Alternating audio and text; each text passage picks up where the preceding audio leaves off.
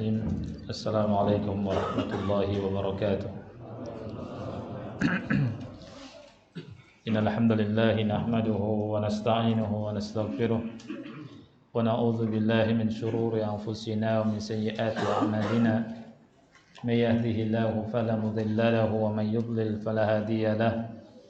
Ashhadu an la ilaha illallah wahdahu la syarika lahu وأشهد أن محمدا عبده ورسوله يا أيها الذين آمنوا اتقوا الله حق تقاته ولا تموتن إلا وأنتم مسلمون يا أيها الناس اتقوا ربكم الذي خلقكم من نفس واحدة وخلق منها زوجها وبث منهما رجالا كثيرا ونساء واتقوا الله الذي تساءلون به والأرحام إن الله كان عليكم رقيبا يا أيها الذين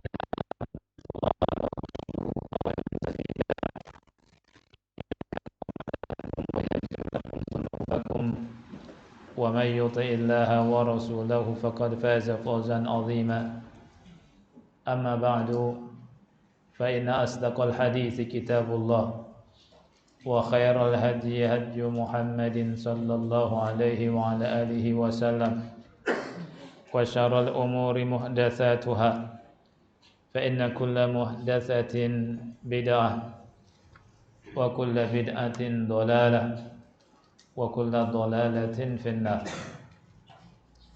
Ikhwas sekalian yang Allah muliakan, dalam rangka kita mencari ilmu, kita dianjurkan untuk selalu berdoa di pagi hari dengan apa yang telah dicontoh oleh Nabi Muhammad sallallahu alaihi wasallam. Allahumma inni as'aluka ilman nafi'an wa rizqan thayyiban wa amalan mutaqabbala. Ya Allah, sesungguhnya aku minta kepada Engkau ilmu yang manfaat, rezeki yang thayyib dan amal yang diterima. Ini tiga perkara yang didoakan atau yang Rasulullah SAW selalu berdoa pada Allah. Oleh karena itu kita sebagai umat dari umat Nabi Muhammad SAW harus perhatian dengan tiga hal ini: ilmu yang manfaat, rezeki yang thayyib, dan amal yang diterima. Nah, untuk mendapatkan ilmu yang manfaat adalah dengan menuntut ilmu, dengan membaca, dengan mendengar, dengan hadir di kajian dan duduk di majlis-majlis ilmu yang mana pahalanya sangat besar. Man salaka tariqan yaltamisu fihi ilman sahalallahu lahu bihi tariqan ilal jannah. Barang siapa yang berjalan di sebuah jalan dalam rangka menuntut ilmu, Allah mudahkan jalannya ke surga. Jadi kita duduk sama-sama di sini itu untuk sama-sama mencari ridha Allah. Kita berharap Allah masukkan kita ke surga. Kita baca, kita pelajari hadis-hadis Rasul kita sallallahu alaihi wa alihi wasallam. Kita menuntut ilmu karena ilmu itu qala Allah, qala Rasul wa qala sahabat. Kita berharap Allah masukkan kita ke surga. Oleh karena itu kita tidak boleh malas. Jangan seperti sebagian orang yang merasa butuh sama ilmu. Kita harus merasa butuh dengan ilmu. Ilmu agama ini akan mengangkat derajat kita di dunia dan di akhirat. Dan ini merupakan jalan ke surga. Man salaka tariqan yaltamisu fihi ilman sahalallahu lahu bihi tariqan ilal jannah. Barang siapa yang berjalan di sebuah jalan dalam rangka menuntut ilmu, Allah akan memudahkan jalannya ke surga.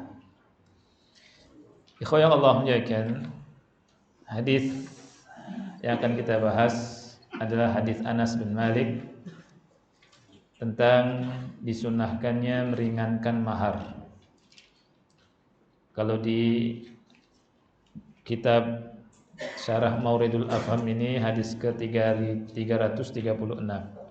Tapi berbeda tentunya dengan yang diterjemahan ya. Kalau diterjemahan hadis berapa ikhwan?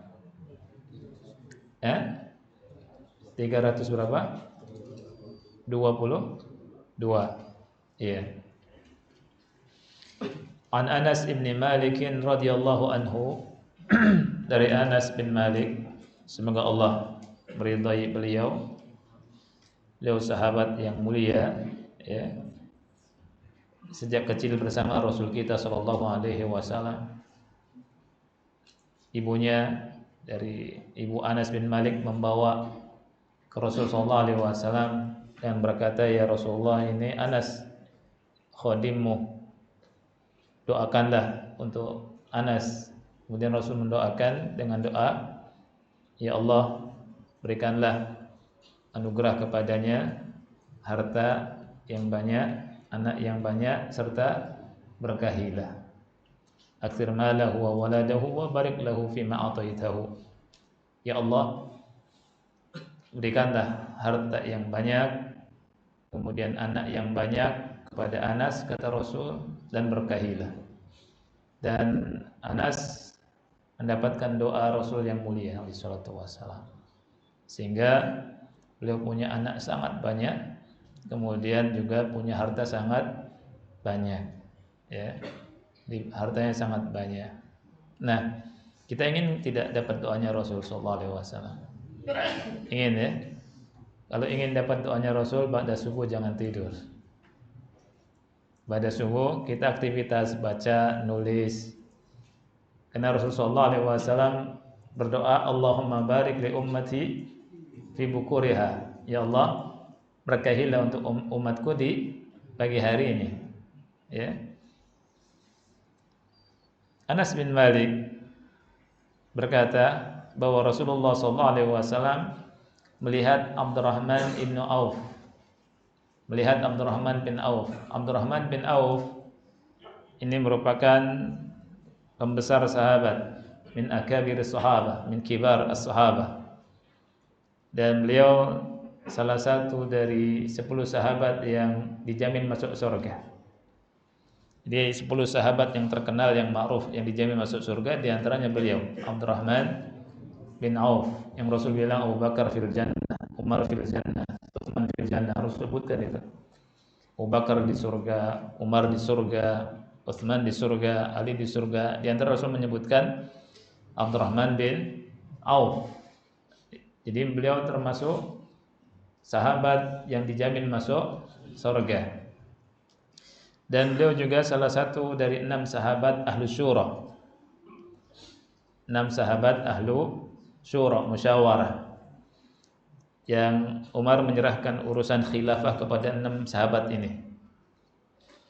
Dan termasuk minas sabiqina ilal Islam. Minas sabiqina ila al-Islam. Dan beliau termasuk sahabat yang pemberani, kemudian dermawan, dan uqala, termasuk sahabat yang cerdas dan berakal. Beliau meninggal di tahun 32 ya, Hijriyah radhiyallahu anhu. Semoga Allah meridai beliau. Abdurrahman bin Auf ini ikhwan, ketika Rasul hijrah ya, ke Madinah, Rasul sallallahu alaihi wasallam mempersaudarakan dengan seorang sahabat yang mulia yang bernama Sa'ad bin Rabi'. Sa'ad bin Rabi' ini sahabat yang sangat kaya. Dan beliau berkata ketika dipersaudarakan oleh Rasulullah SAW, "Antum melihat hartaku, saya bagi setengah. Ya, jadi saya akan kasih setengah untuk dirimu. Dan saya punya istri lebih dari satu. Antum melihat mana yang kau suka, anak ceraikan. Kau nikahi habis itu." Kemudian Abdurrahman bin Auf tidak mau. Kata Abdurrahman bin Auf, "Tunjukkan aku apa? Pasar." Akhirnya beliau ditunjuki pasar. Nah, kemudian beliau berdagang, berniaga, dan menjadi orang yang kaya, sangat-sangat kaya. Allah berkahi Abdurrahman bin Auf radhiyallahu anhu. Abdurrahman bin Auf Di sini Rasul melihat beliau wa alaihi radmu za'faran, dan di bajunya ada bekas za'faran. Za'faran ini sufrah ya, sufrah za'faran warnanya kekuning-kuningan. Rasulullah SAW bertanya kepada beliau karena za'faran ini biasanya digunakan oleh para wanita. Biasanya digunakan oleh minyak wanita berwarna. Nah, ini minyak wangi ya. Rasulullah bertanya kepada Abdurrahman bin Auf, Mahyam. Mahyam itu artinya apa yang terjadi? Yani ma sya'nuka aw mal khabar. Yani apa yang terjadi? Ada apa gitu ya. Kemudian beliau menjawab, ya Rasulullah, tazawwajtu imra'atan. Wahai Rasulullah, aku sudah menikah dengan seorang wanita. Kalau Rasul bertanya, ma asdaqtaha, apa maharnya yang kau berikan? Sodak itu mahar. Kemudian beliau menjawab, wazna nawatin min zahab. Wazna nawat itu emas ukuran biji korma. Emas ukuran biji korma. Kemudian Rasulullah SAW berkata, fabarakallahu lak, fabarakallahu lak, semoga Allah memberkahi engkau. Aulim walau bisyatin, lakukan walimah walaupun dengan satu kambing. Hadis ini dikeluarkan oleh Bukhari, juga dikeluarkan oleh Muslim. Hadis yang mulia ini mengandung banyak faedah dan fikih yang insyaallah kita akan bahas pelan-pelan. Yang pertama, masyru'iyyatu tafaqqudil wali wal qaidi li ashabihi wa su'alihi an ahwalihim wa a'malihim allati ta'nihi wa ta'nihim. Disyariatkannya bagi wali, wali ini pemimpin ya. Wali yang dimaksud ulil amri. Disyariatkan bagi ulil amri, bagi pemimpin, wal qaid atau komandan ya, qaid,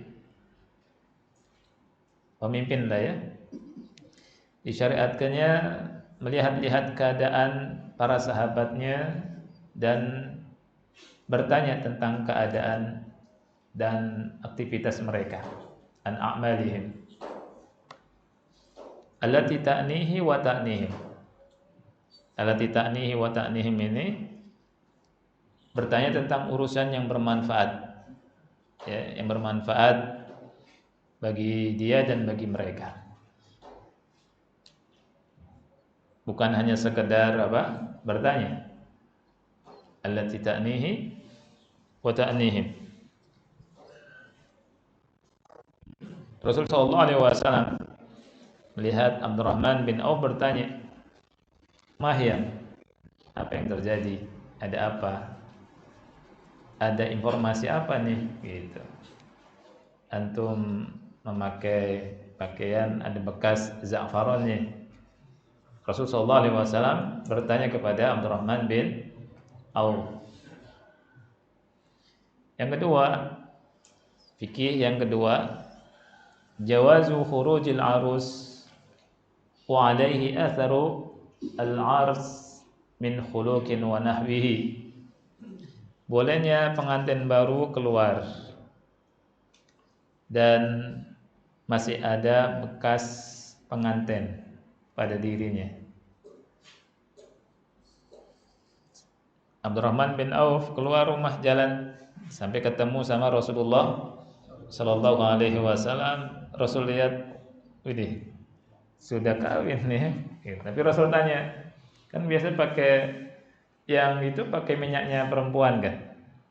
Karena sebagian ulama bilang ini bersentuhan sama istrinya, kemudian istrinya kan pakai za'faran, sehingga bekas za'farannya itu nempel di bajunya Abdurrahman bin Auf. Ini faedah yang kedua ya. Jadi boleh bagi yang baru nikah nih ikhwan ya, keluar di kamar aja. Ya, keluar sholat juga.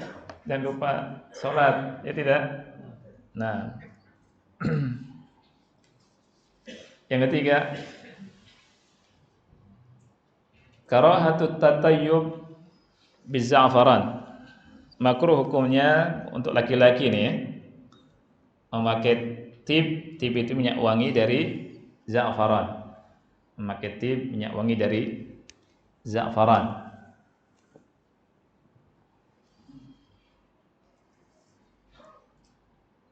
Maksudnya ya berarti kalau minyak wangi untuk laki-laki, minyak wangi untuk laki-laki. Kalau minyak wangi untuk cewek, untuk cewek. Tapi ada minyak yang untuk laki-laki juga untuk cewek. Ya boleh. Tapi kalau yang khusus cewek, ya antum jangan pakai. Ya enggak. Nanti sangat cewek lagi. Nah, orang minyak wangi yang tahu, kalau kita enggak tahu. Ya tidak.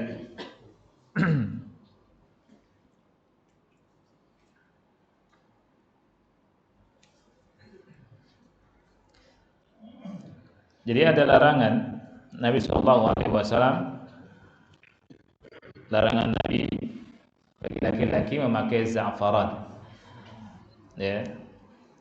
Dan di sini disebutkan wala'alla wajhun nahi annahu min tibin nisa. Bisa jadi larangan Nabi itu karena itu dari tipnya wanita. Tip khusus, tip itu minyak wangi. Tipnya wanita, minyak wanginya cewek. Ya. Wanita lah yang sering menggunakan dan banyak menggunakan itu. Dan di masa itu, ya. Nah, kenapa Abdurrahman bin Auf itu ada bekas minyak wanginya? Apakah beliau pakai? Dijawab sama ulama. Jawabannya diantaranya la'alla min azhariha annahu aliqa bihi min imra'atihi biduni qasdin. Jadi nempel dari apa yang dipakai oleh istrinya biduni qasdin, tanpa ada kesengajaan. Antum ketika berhubungan sama istri ya, ngobrol sama istri kemudian berdekatan, istri pakai minyak wangi tersendiri, minyak wangi otomatis apa? Nempel. Nah, ini kata ulama, Abdurrahman bin Auf juga demikian.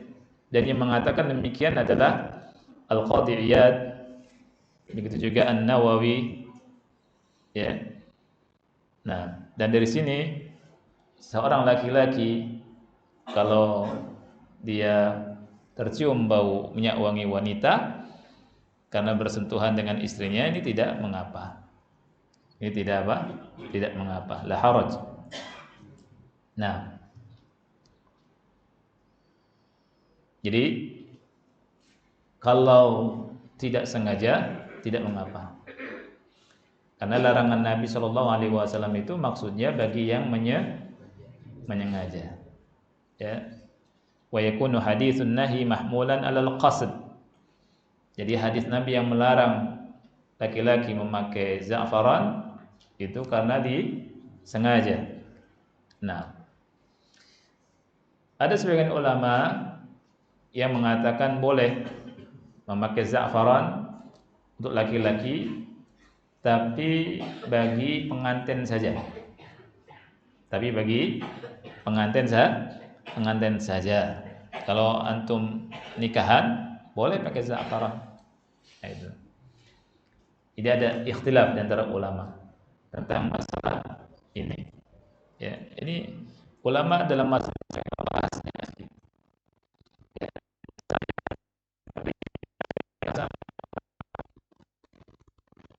Kita belajar kita tahu kan, ya, tentang masalah za'faran, larangan za'faran, kemudian bagaimana pendapat para ulama, ya, dan seterusnya.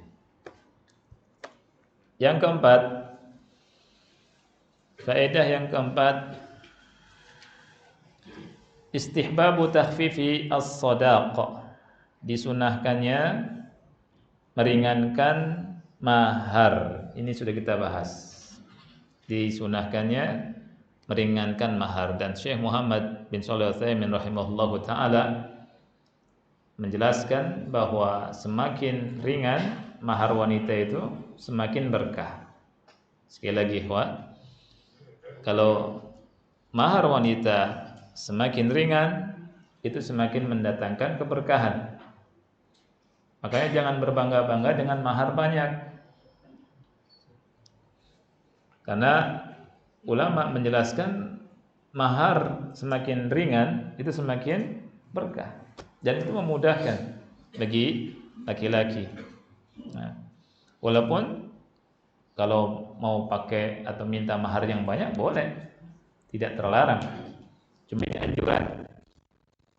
Dan kita sebagai hamba-hamba Allah memikirkannya hidup kita ini berkah atau tidak. Ya, bukan banyak harta atau tidaknya. Yang kita cari ikhwan Allah ya kan, sekali lagi tujuan kita apa? Berkah atau tidaknya harta kita. Bukan banyak atau sedikitnya. Seandainya Allah Subhanahu wa taala uji kita sekarang dengan kesempitan, harta sedikit, enggak masalah. Asal berkah. Asal harta yang kita miliki dari yang halal, bukan dari yang haram. Ya, Allah kasih keberkahan. Kasih keberkahan untuk dirinya, untuk istrinya, untuk anak-anaknya, untuk keluarganya, untuk keturunannya, berkah. Tetapi kalau mengkonsumsi harta dari yang haram, Allah cabut keberkahannya. Allah hilangkan keberkahannya. Ini yang disebutkan pula oleh Rasul kita sallallahu alaihi wasallam ketika berbicara tentang masalah jual beli. Al-bay'anu bil khiyari ma lam yatafarraqa, kata Rasul. Dua orang yang melakukan transaksi jual beli itu boleh melakukan khiyar majlis sebelum berpisah. Kalau jujur dan menjelaskan diberkahi oleh Allah Subhanahu wa taala. Tetapi kalau menyembunyikan aib dan bohong, maka kata Rasul muhiqqat barakatu bi'ihima. Keberkahan dari jual belinya dicabut oleh Allah Subhanahu wa taala. Sebagian orang yang untung dengan melakukan jual beli dengan bohong, banyak harta mungkin. Tapi apa gunanya kalau hartanya dihilangkan dari apa? Keberkahan. Ketika hilang keberkahan, pasti tidak enak punya harta itu. Pasti sempit. Ya. Dan akan datang banyak masalah. Akan datang banyak problem. Entah sakit, keluarganya atau dirinya sakit dan seterusnya. Ya. Nah, ada ikhwannya Allah menjadikan orang kaya baru umur 50 tahunan, ya. Dia kerjanya serampangan, kaya, tapi masya Allah Allah uji dengan stroke, ya. Nah, ini bisa dilihat atau pelajaran buat kita. Bisa jadi ada sesuatu yang berkah. Perjalanan hidupnya tidak memperhatikan mana yang halal, mana yang haram. Ya, kemudian keluarganya, keturunannya berantakan. Tapi kalau bersabar di atas kehalalan, antum bisa ambil pelajaran dari cucunya Umar bin Khattab yang salah satu putranya menikah dengan wanita yang biasa saja, penjual susu, bukan wanita bangsawan, bukan wanita orang kaya, ya. Tapi Allah jaga, Allah berkahkan, Allah kasih keberkahan. Dan kita hidup bukan untuk kita saja, kita perhatikan untuk anak cucu, ya. Dan ngasih anak cucu bukan harta saja, tapi akan keberkahannya gimana, ya. Nah, fahadha Abdurrahman ibn Auf lam yusdik zawjatahu illa wazna khamsati darahim min dhahabin ma'annahu kana min aghniya'is sahabah. Abdurrahman bin Auf tidak memberikan mahar kepada istrinya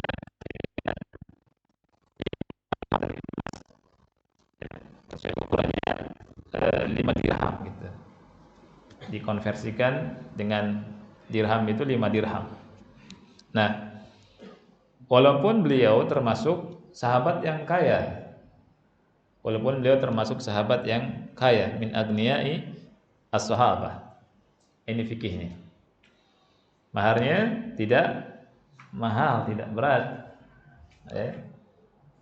Nah ini. Dan mereka para sahabat Rasul kita sallallahu alaihi wasallam orang yang paham bagaimana mendapatkan keberkahan dari Allah Subhanahu wa taala. Yang kelima, istihbabud du'a lil mutazawwij bil barakah. Disunahkannya berdoa untuk yang menikah dengan keberkahan. Wa hiya kalimatun jami'atun yadkhulu fiha kullu maqsudin min waladin wa ghairihi. Ini adalah kalimat yang cakupannya luas, mencakup segala sesuatu dari yang diinginkan, dari yang dimaksudkan, baik dari anak keturunan dan yang lainnya. Masya Allah. Inilah yang diajarkan oleh Islam. Dan Imam Bukhari punya bab dalam sahihnya itu kaifa yud'a lil mutazawwid, bagaimana mendoakan orang yang menikah. Jadi bagaimana doakan orang yang menikah tuh? Yani dengan ucapan barakallahu lak wa baraka alaika wa jama'a bainakuma fi khair. Subhanallah. Keberkahan semua ada di sini. Wa du'a lil mutazawwij min mahasinil syari'atil islamiyyah. Doa untuk orang yang menikah merupakan kebaikan, kebagusan syariat Islam. Wa dzalika bi an yuhanna al muslim bima hasala lahu minal khair wa an yud'a lahu bima yunasibul hal minal barakati wa dawamin ni'mati wa syukriha. Inilah Islam. Jadi doa kepada yang menikah dengan keberkahan ini merupakan mahasin syariah Islamiyah, kebaikan syariat Islam, di mana orang yang muslim diberikan tahniah, diberikan salam, ucapan kebaikan, ya, ucapan penghormatan kepada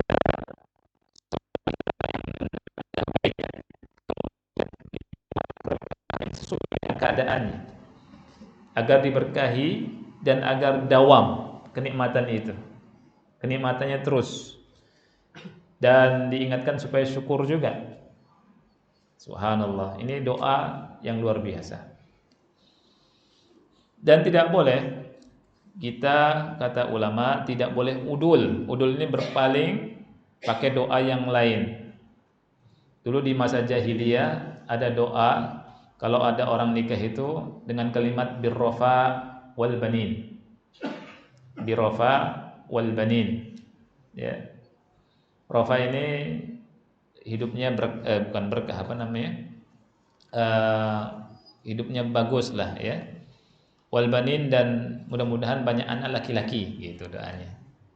Ya, birrofa wal banin. Birrofa wal banin.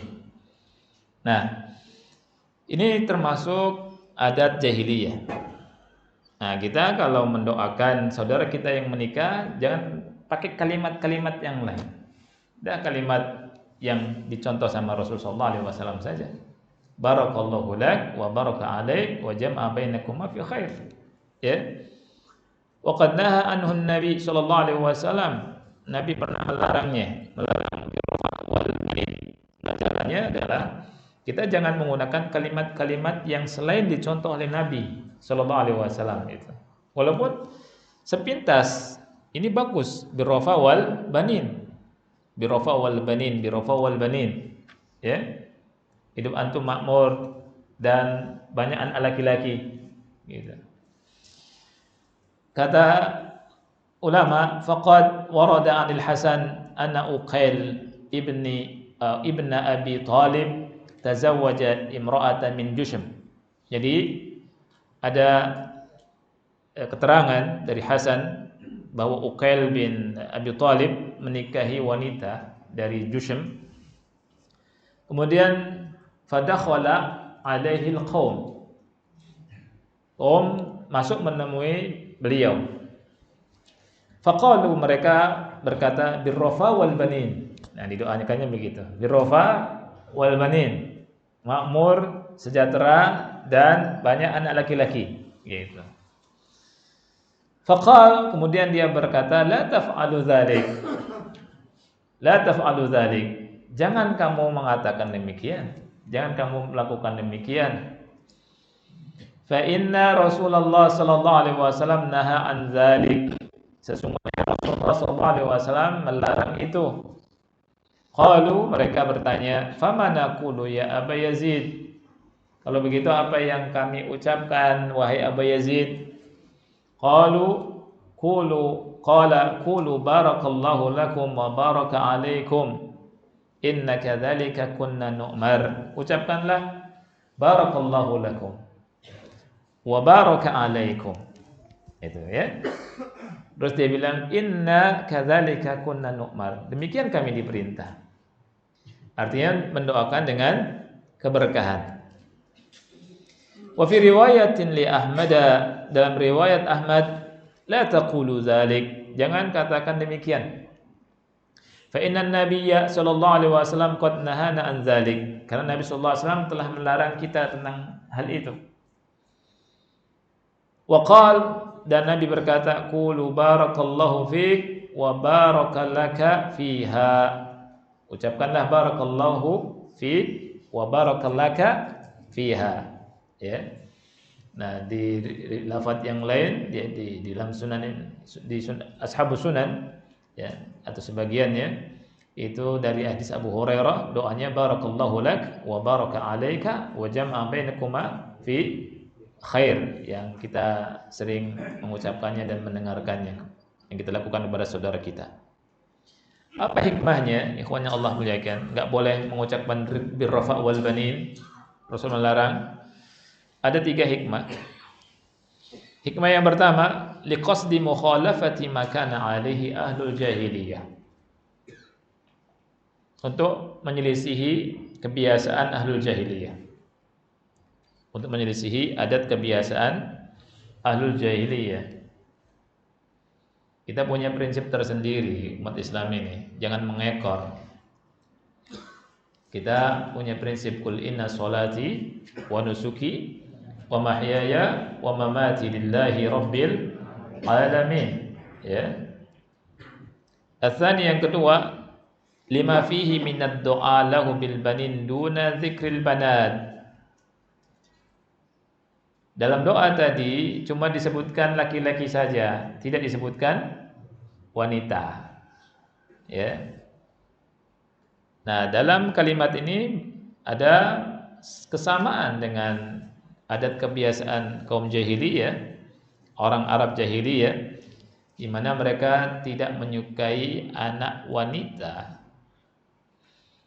Allah Ta'ala berfirman di surat An-Nahl ayat 58, "Idza busyira ahaduhum bil untha dhalla wajhuhu muswaddan wa huwa kadhib." Kalau salah satu mereka dikasih kabar tentang kelahiran, ternyata lahir itu anak wanita, mereka marah. Dhalla wajhu muswaddan. Jadi wajahnya itu jadi hitam merah. Ya, menahan amarah, wa huwa kadhib. Dia menahan amarah. Kenapa enggak laki-laki gitu. Nah, sebagiannya menguburkan anak perempuan.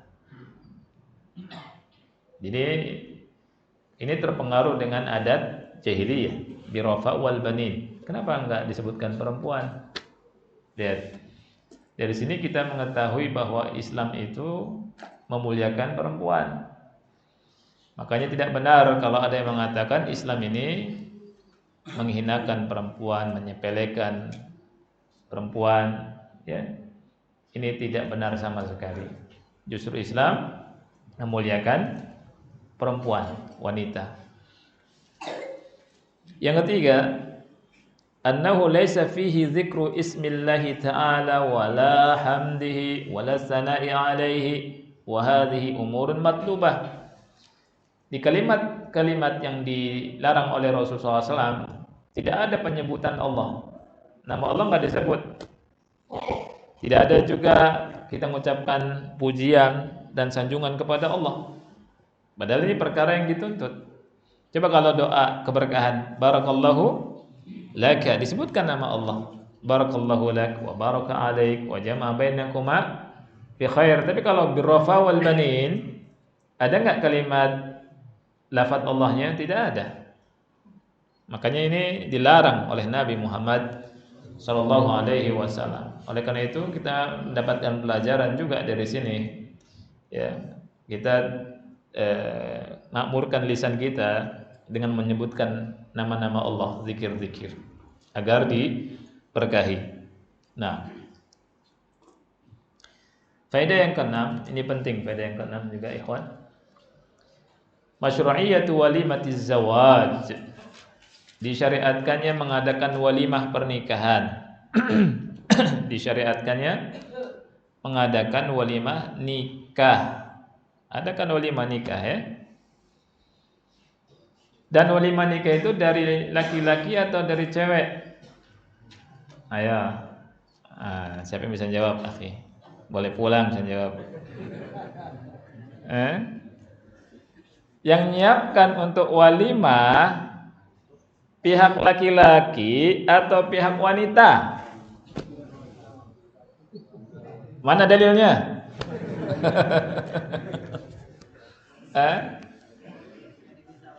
Ya? Kenapa?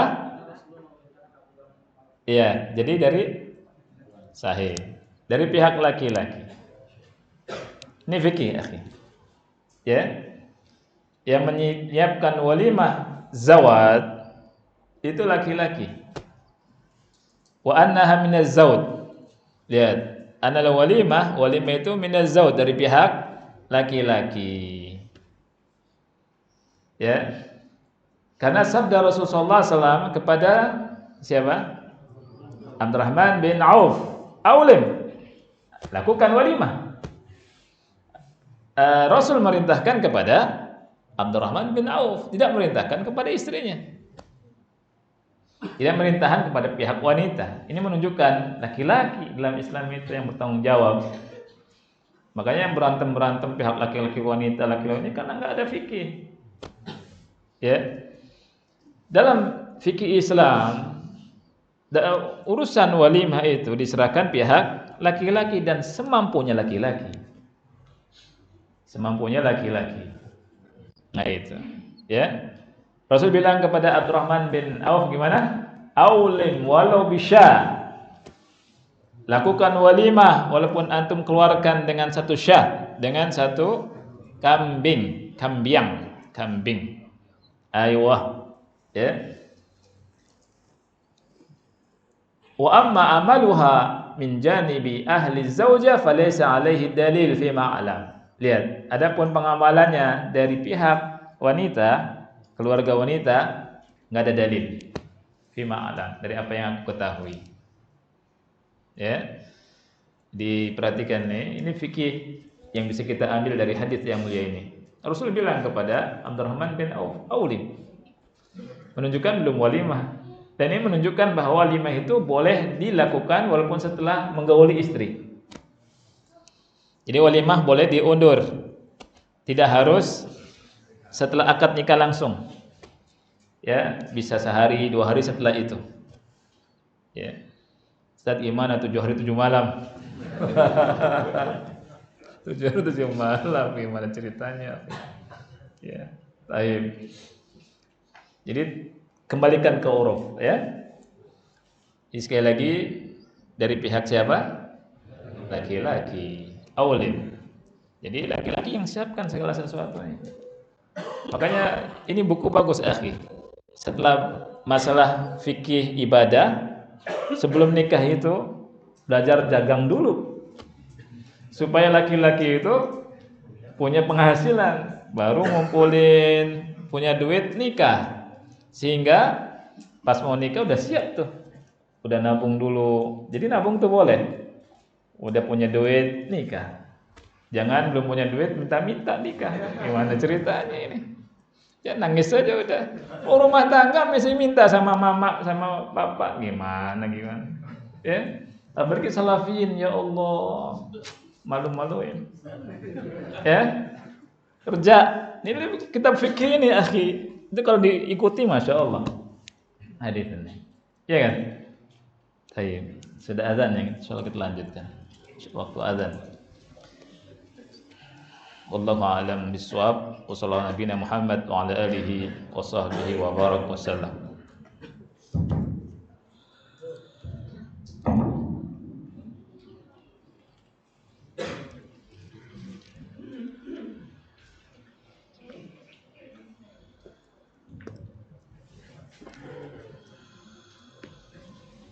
Allahu Akbar.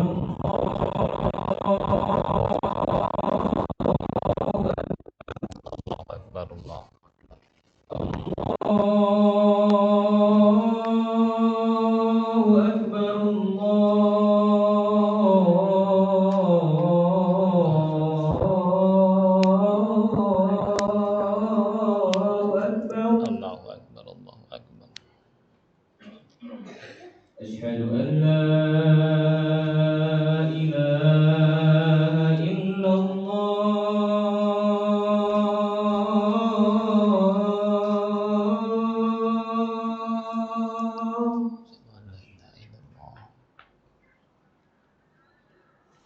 أشهد أن لا إله إلا الله.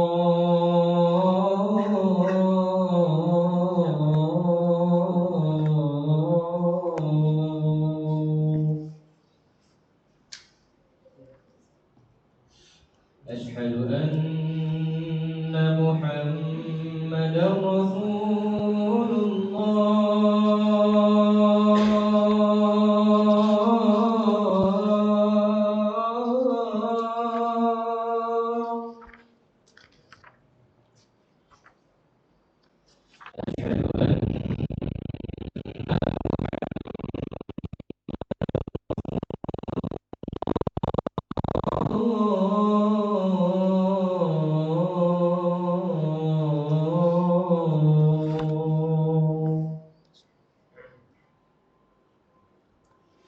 حي على الصلاة.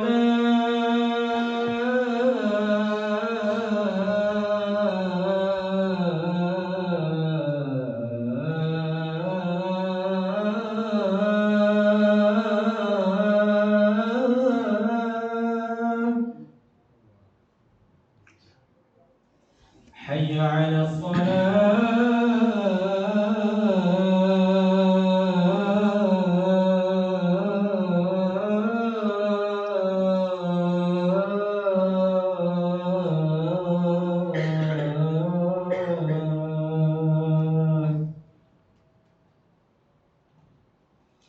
حي على الفلاح.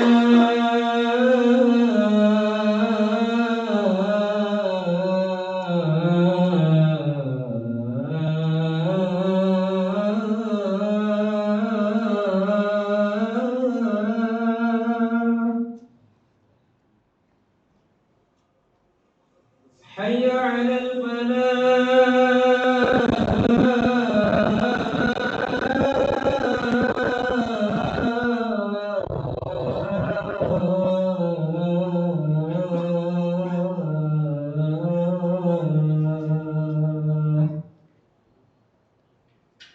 الله أكبر الله أكبر. Allahu akbar. لا إله إلا الله.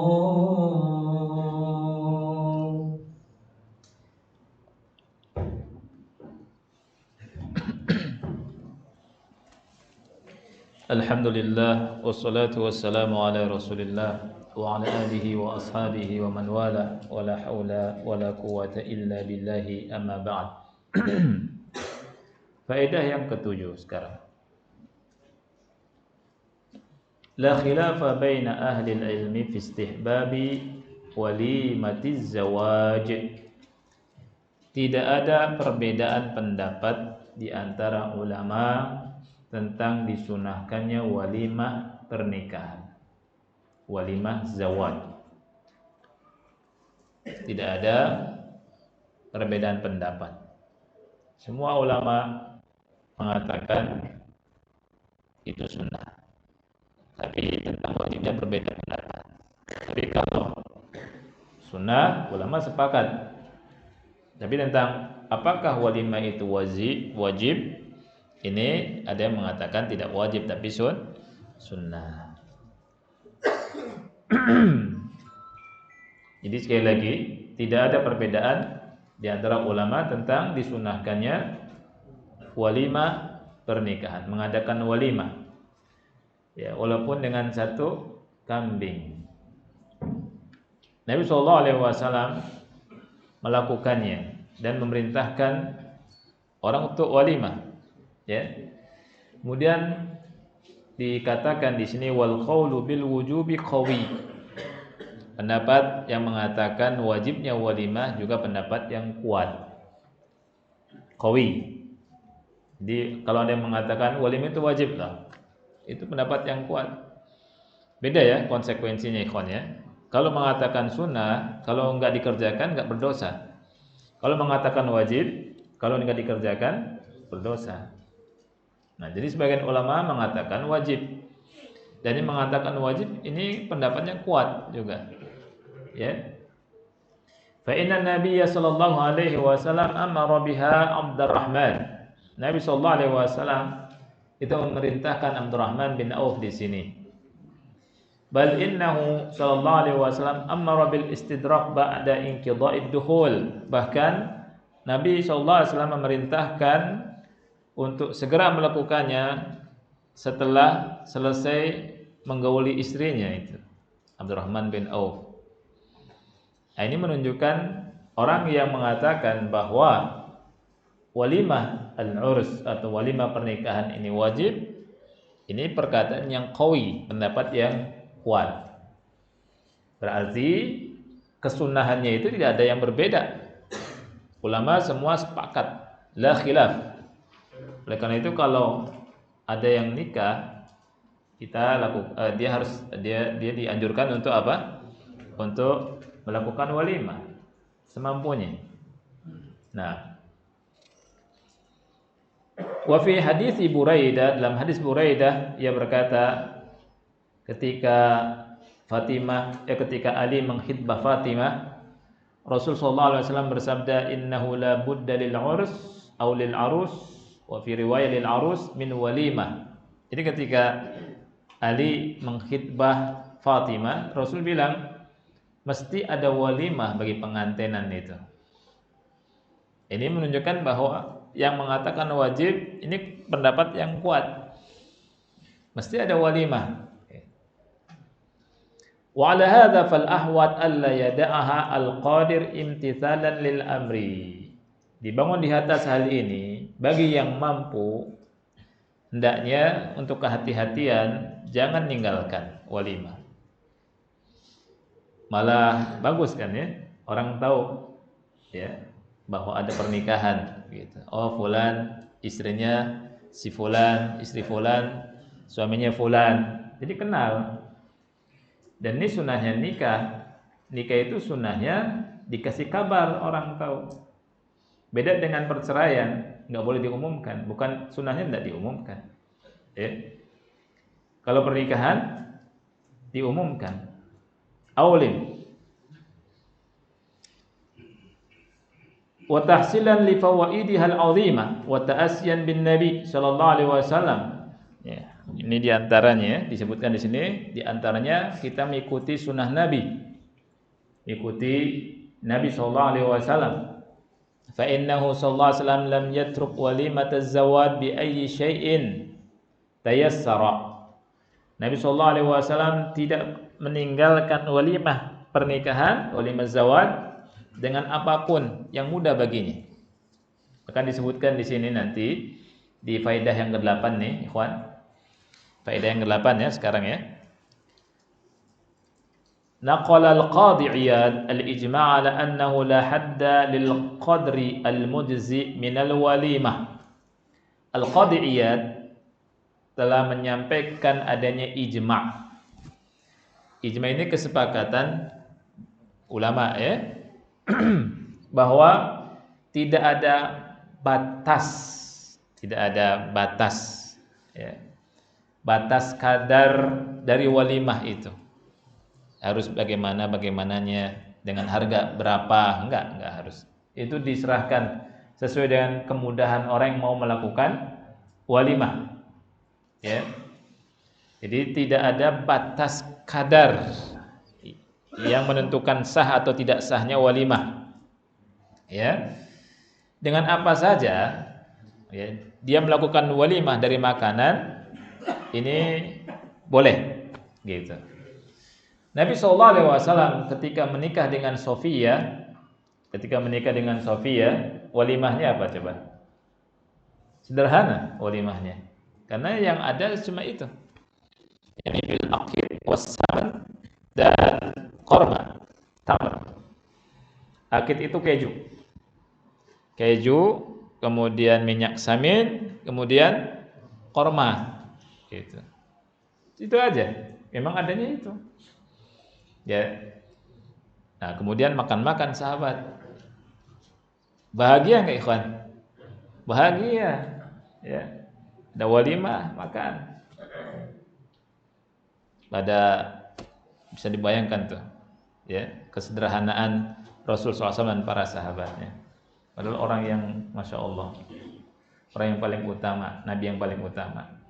Ketika nikah, walimahannya itu akhi. Coba zaman sekarang, gimana tuh? Ya. Nah. Kemudian Nabi ketika menikah dengan Zainab, itu walimahnya dengan khubz wal laham. Khubz wal laham. Khubz itu apa? Khubz itu roti. Laham itu daging. Nah, ini menunjukkan ketika nikah sama Sofia nggak pakai daging, nggak ada daging. Ya sesuai dengan tadi kata ulama, sesuai dengan kemudahan, gitu ya. Jadi antum ketika nikah, ya itu sesuai dengan kemudahan. Sulit, yang mempersulit diri. Yang mudah aja. Kemudian walimah tadi dari pihak siapa? Laki-laki. Dah selesaikan urusannya. Ya kan? Perempuan tinggal ya mempersiapkan untuk tamu sedikit, kemudian putrinya ya dikasih nasihat, ya, kemudian siap untuk taat sama suami. Masya Allah, Islam itu indah tuh. Terus adanya, terus tidak rebutan kotak amplop. Ini buat mertua laki-laki, ini buat mertua perempuan. Nggak ada akhi. Dah, ya kan? Asik nggak akhi? Iya. Dan antum nggak usah pakai kotak-kotakan juga nggak apa-apa. Nanti dipajakin lagi, gimana coba? Ya, nah, ya. Jadi kalau mau ngasih boleh, ngasih hadiah, ya kan? Pernikahan, kado pernikahan, seperti itu. Antum nanti ada kotak dipajak lagi. Hitung. Sekarang semua dipajakin. Baik. Wadzahir wallahu a'lam. Zahirnya wallahu a'lam. Walimah ini kembalinya ke uruf, kata ulama. Marja'uhu ila al-uruf. Kembalinya ke uruf. Uruf itu apa tadi? Adat kebiasaan masyarakat setempat. Nah itu. Kalau di Lombok biasa pakai apa Ustaz Nizar? Yang beli apa Ustaz Nizar? Ini beli kerbau. Sapi, subhanallah. Mantap. Kayak di Aceh Tengah kerbau. Ya, biasanya orang nyembelih kerbau. Itu kalau walimah itu. Ya? Oh, di sini ayam. Ya, di sini ayam. Masya Allah. Ya. Kulla yaum ma'al ayam. Setiap hari sama ayam. Ya? Masya Allah. Ustaz Yazid dulu tuh bercandanya gitu. Kulla yaum ayam. Kulla yaum ayam. Setiap hari ayam. Tahu ayam, akhi? Ayam itu bentuk jamak dari yaum. Yaum, yaumani, ayam. Jadi orang lihat ayam, kulla yaum ayam. Iya. Jadi kembali kepada apa? Kata ulama li'annaha min babin nafaqah. Karena ini masuk ke dalam bab nafaqah. Tuh lihat ya. Walimah itu fikihnya masuk min babin nafaqah. Walimah itu fikihnya masuk ke bab nafkah. Nah, yang wajib mengeluarkan nafkah itu istri atau suami? Suami. Ya. Wa hadha yakhtalifu bi ikhtilafi az-zamani wal makan. Nah, ini berbeda, tentunya berbeda dengan dari kondisi zaman dan tempat, ya. Dan sekali lagi tidak ada batasan tertentu. Wa hiya takhtalifu bi ikhtilafi hali az-zawji yasaran wa ihsaran, juga melihat kepada keadaan si suami, mudah atau tidaknya. Kalau misalkan yasar, mudah, ya walimahnya yang bagus, ya kan? Kalau misalkan miskinnya seadanya, tidak dipaksakan. Bahkan kita sudah bahas nggak mesti ngutang-ngutang, jangan ngutang-ngutang, ya.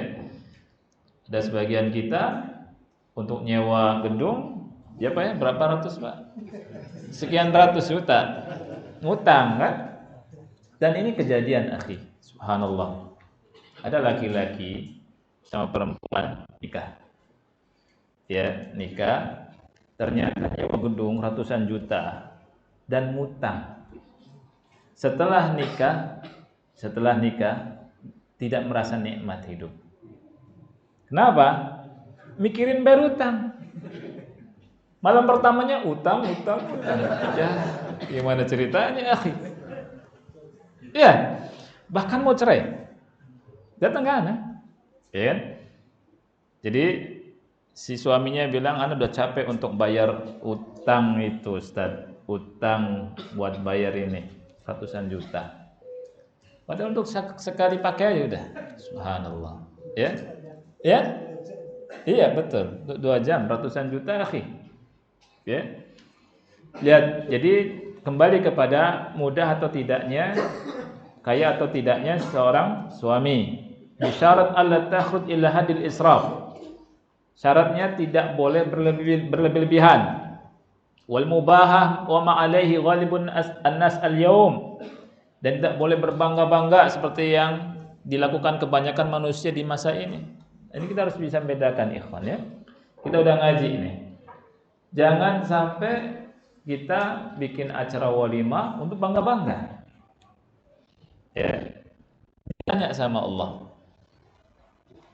Nah, fatakunu bisyataini wa tsalas in kana musiran wa hadza akmal, boleh dengan 2 kambing, 3 kambing kalau apa? Ini kaya ya, dan ini sempurna. Wa illa yuktafa bima tayassara min ta'amin wa syarab, atau cukup bagi yang mudah bagi dia dengan makanan atau minuman, karena telah dicontoh oleh perbuatan Nabi sallallahu alaihi wasallam. Nabi pernah melakukan walimah bersama Sofyan, tidak ada daging. Subhanallah, ya. Wallahu alam bisawab, ya. Yang ke-9 nanti mungkin kalau Anda ingat disinggung di pekan depan. Ya, kalau nggak ingat kita masuk ke Kitabut Thalaq. Ini ada pelajaran yang kita pelajari tapi tidak diamalkan. Tidak dianjurkan untuk diamalkan. Yakni belajar tolak. Iya. Ilmu kan diamalkan, akhi. Sekarang kita belajar tentang talak nanti, tapi tidak dianjurkan untuk Amalkan, Ustaz, anak amalkan ya. Gitu. Oke. Ya, enggak. Kecuali memang kondisinya tidak bisa bersatu. Kondisinya tidak bisa bersama. Allah kasih jalan keluar untuk cerai, ya, untuk kebaikan semuanya. Nah, ini kita bahas, insyaallah. Kita akhiri. Wassalamualaikum warahmatullahi wabarakatuh. Wassalamualaikum warahmatullahi wabarakatuh.